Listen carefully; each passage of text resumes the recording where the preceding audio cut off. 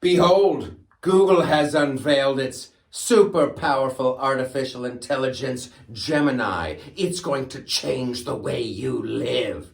Or it's going to be a train wreck and we're all going to laugh. However, let's not miss the big picture. Right now, we're all having so many laughs, we are going to set a new world record for collectively missing the big picture. And people are like, oh, I wonder what the world record is for missing the big picture. We should Google that. No, not so fast. And you'll understand by the time this video's over. So they come out with Gemini.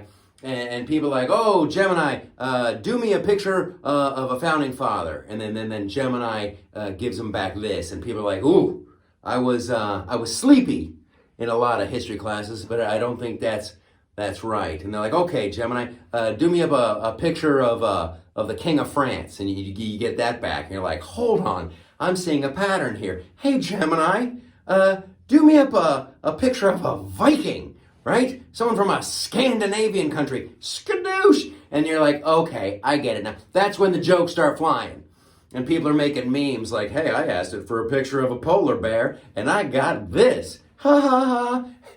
And that's when you get the apologies from Google. They're like, oh, we're going to have to work on Gemini. There's some historical inaccuracies there. Hold on.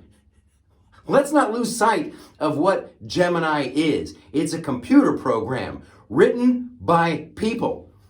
Gemini, it's not some strange visitor from outer space. People are talking about this thing like it's the neighbor kid they're babysitting. They're like, well, Gemini came over and I asked it to do up a picture of the Pope, and I got that. I don't know what is going on. We got to check the crayons on this thing. Hold on. Gemini is a computer program, and this is the big problem. Gemini is doing exactly what its programmers told it to do. That's how this works.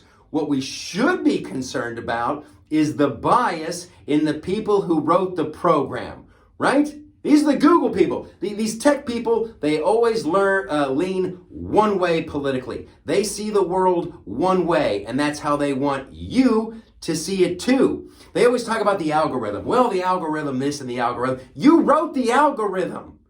We need to be able to check stuff like this out and make sure it's on the up and up. Like when people jump on to the internet and they go to Google, they're looking for real answers, not the answers Google wants them to have, right? It's like getting in the back of a cab in some strange city, and you tell the cab driver, hey, take me to the best pizza place. And they don't. They take you to the pizza place they want you to go to. No matter how sick you get and how much dysentery and diarrhea and vomiting, they don't care because they did their job. They took you to the place they wanted you to find. Now, that's one thing when it comes to pizza. But when we're talking about the future of civilization and you're trying to figure out how you're going to vote, am I going to vote for this guy or that guy? I'm going to look this person up on Google. And then the big tech people take you where they want you to go. That's what we've learned from Gemini, right? None of this stuff has come from outer space.